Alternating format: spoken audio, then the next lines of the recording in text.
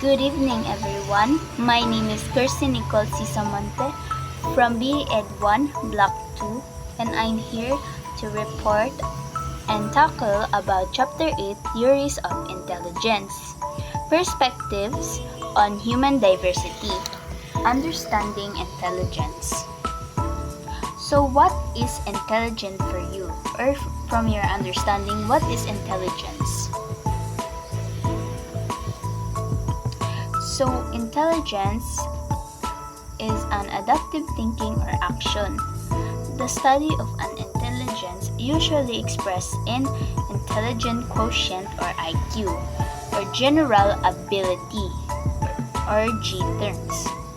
So, intelligence, of course, we already know that it's our IQ or our ability for one's thoughts, behaviors, and perspective in response to new information or changing circumstances. In short, it is the ability for us to understand and learn and deal with new things or situations. The effort to stimulate cognitive processes using computer programming techniques has in turn provided a demanding criterion against which claims for the education of accounts of cognitive development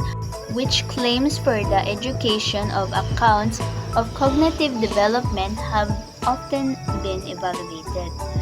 So in short, using computer programming to stimulate mental processes has created a top standard.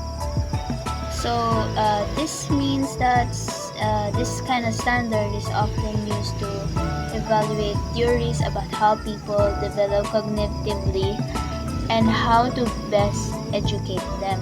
Already familiar of what is intelligent quotient means or IQ. So if you don't know, so it means that a measure of a person's reasoning ability, and it helps us to measure how well we can use our informations and logic to understand any kind of question that is given to us. So in short, IQ is a form of set of standardized tests to measure someone's intelligence. So muna to siya kanang maghatag siya test or diagnostic example to let us answer it with using our form of our experience and gathered information through our mind or what we have learned through our experience.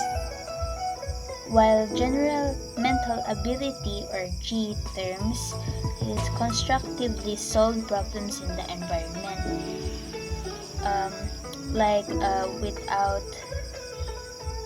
without much instruction or assistance from another individual. So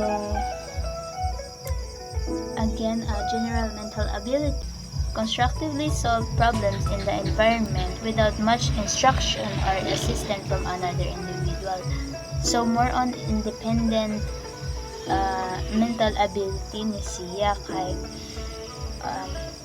as I said, muna siya kuhan ka ng mag-answer bitaw ka diagnostic test. So mag-answer ka dito without any without looking or reading from a book, or you haven't learned it to learn from those kind of topic that comes out from the diagnostic test yet. So you will try to answer it with your information or what you've learned. And now let's move on to psychometric approach. So what is psychometric approach? So it is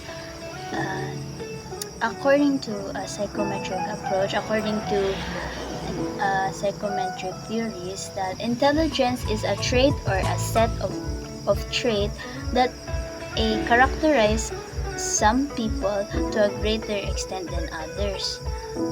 So It means that it is the field that deals with the measuring our intelligence, attitudes, and personality traits. It means that it provides insight into the candidate's intelligence, their intelligence, their levels, their values, as well as their behaviors and motivation. So this means that it measures the two kind or any kind of person's intelligence. Like for example, like na usa ka person that has low IQ and the other person has high IQ, and then each one of them is given a test without them knowing what are the questions that was given to the paper. So they will try their knowledge and what they have learned or experienced and try to answer the questions from this paper. So nag-measure to siya sa sa intelligence sa usa ka tawo na ba sila high IQ or low IQ. So now let's move on to the general mental ability. This G factor is what accounts from experiments observation that people were often consistent across a range of tasks. So according ko no kang Spearman, kay general mental ability refers to a person's ability to understand verbal information and graphical format and make logical connections between words and concepts to deduce crucial data. So in short, it is the capacity to learn reason and solve problems across a range of domains. So according ko no kang Spearman, there are two kind of proposed that intelligence has two aspects, which is general ability or G and special abilities or J. I mean S, as each of which is specific to a particular kind of task. So mo ni si Charles Spearman ang nagkuan sa general mental ability. So the general ability or G means that a person's innate mental ability to perform general cognitive tasks, while the special abilities or S refers to a person's learned abilities that vary between tasks. So ang G ko nun is a representation of core intelligence na mag-reflect siya sa extent into which an individual can solve complex problems and mag-adapt sila new situation o mag-learn pod sila from experience. On the other hand, specific abilities or S kay more on specific skills or domain. Or again, they learn abilities that vary between their tasks. So let's move on to Louis Thurston. So Louis Thurston later analyzed test scores obtained by 8th graders and college students and identifies 7 fairly distinct factors that called primary mental abilities. So according to Louis Thurston, his theory of intelligence is to provide more complete view of intelligence by considering it as a combination of multiple factors rather than a single factor. Also, in Thurston's theory is also known as primary mental abilities or PMA theory or the group factor theory. Nag-base siya sa idea na ang intelligent is gihimo siya og several independent groups of mental abilities sa each with its own primary factors of these primary mental abilities including spatial, perceptual, numerical, and verbal.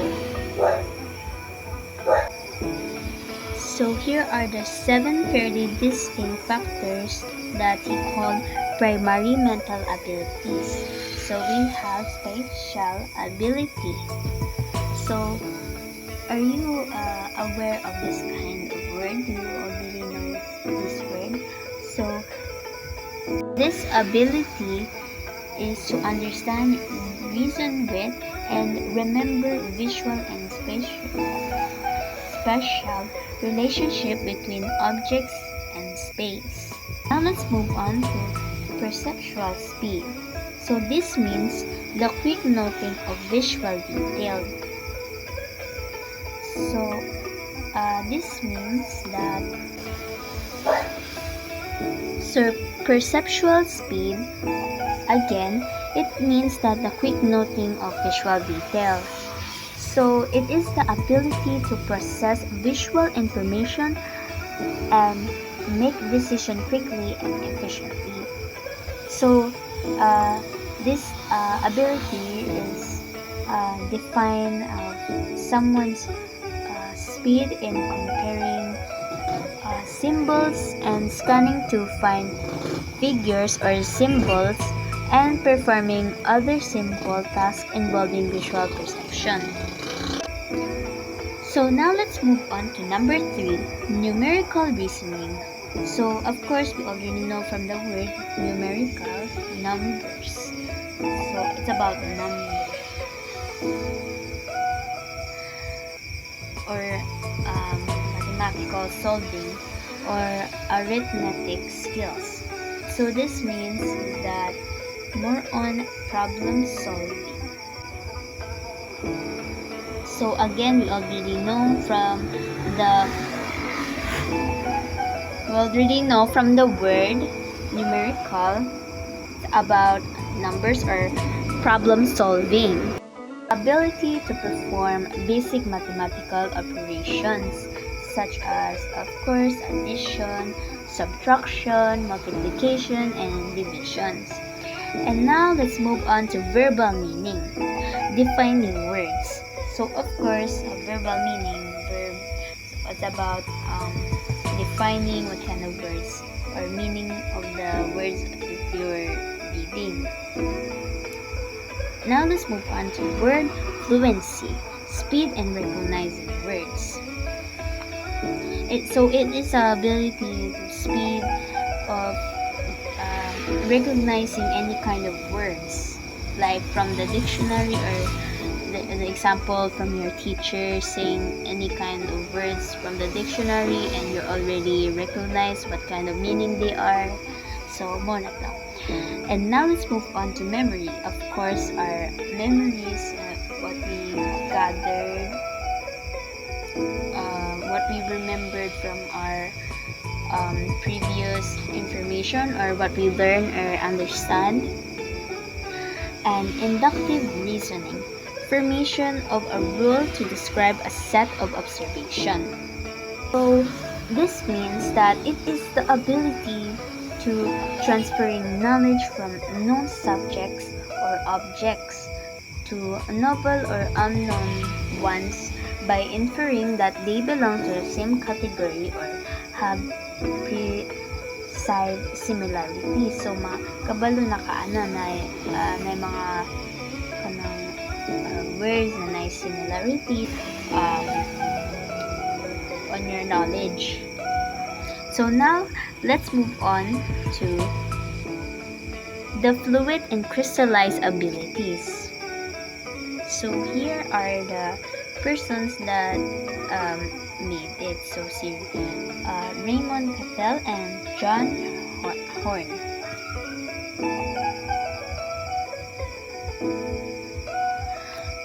So Raymond Cattell and John Horn assume that intelligence is made up of fluid intelligence and crystallized intelligence. So muna to ka, according kuno nila na ang intelligent kuno ay nahimo sa fluid intelligence and crystallized intelligence. I'm very sorry for the error. So are you familiar with fluid intelligence and crystallized intelligence? So, if not, let's read the meaning of fluid intelligence. So, fluid intelligence is the ability to use one's mind actively to solve novel problems. So, for example, to solve verbal analogies, remember unrelated pairs of words, or recognize relationship among geometric figures. So, muna to ang example. So, again, ang fluid intelligence kay ability sa paggamit sa so one's mind actively sa pag-solve of novel problems. Like, example sa fluid intelligence is kana mag-recognize or remember unrelated pair of words or mga nakasolve na ka sa any kind of verbal analogies or geometric figures. So, muna to. And now let's move on to crystallized intelligence. So, in crystallized intelligence, in contrast, in the use of knowledge acquired through schooling and other life experience. So, as what the sentence says, that is the use of knowledge acquired through schooling and other life experience. So, more on prior learning and past experience siya based on facts and muna to. So, based on sa mga na-learning mo. While ang fluid intelligence is more on global capacity to reason, ability to learn new things and think abstractly and solve problems. So muna to, ang fluid intelligence is in the precise relationships independent of previous specific practice or instruction concerning those relationships. So again, more on fluid intelligence, more on independent of learning, while ang crystallized intelligence is more on upon facts and rooted experience. The two approaches in understanding abilities provide essential information of how intelligent test scores are better understood. So, dapat dyan ang sa katong duha ka approaches, we must understand, it's very important to understand the abilities of it para mag-provide of essential information on how the intelligent test scores para ma-sabtan jud sila tarong. So, how can we as teachers make meaning of the test scores and apply them to our teaching? So, ang first na buhaton kay we must understand the psychological tests or tools. So, dapat jud ka we must learn and understand that psychological tests are only tools lang. So, like all tools, their effectiveness depends on the knowledge, skill, and integrity of the user. So, like muna to, so like all tools, nasa mga effectiveness depending on the knowledge or ang skills sa na-learn sa user sa tools na ug unsa nila um, pag-handle inato. Have different kind of knowledge or IQ. Some people have low IQ and some people have a higher IQ. So, as teachers, we should be careful and address the following areas. Please take note. So, number 1, avoid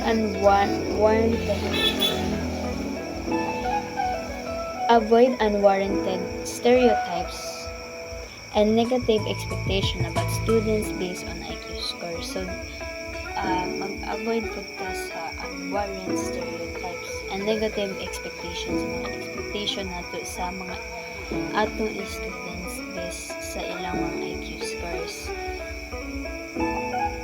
Kay, as I said, we have different kinds of intelligence or knowledge to any kind of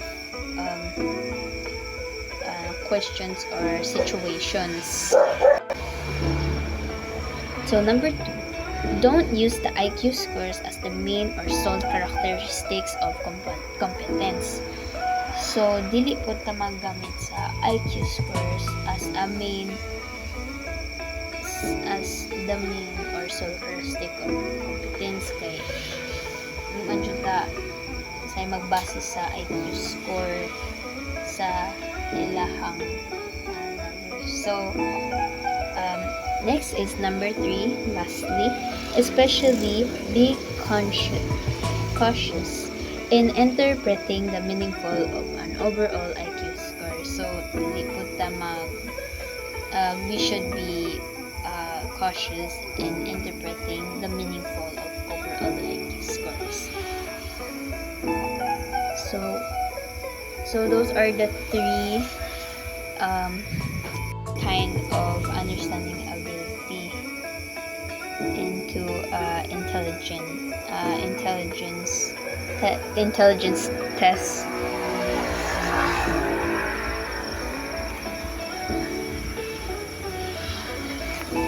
So that's all my topic for today. I hope you understand my topic. Thank you for listening.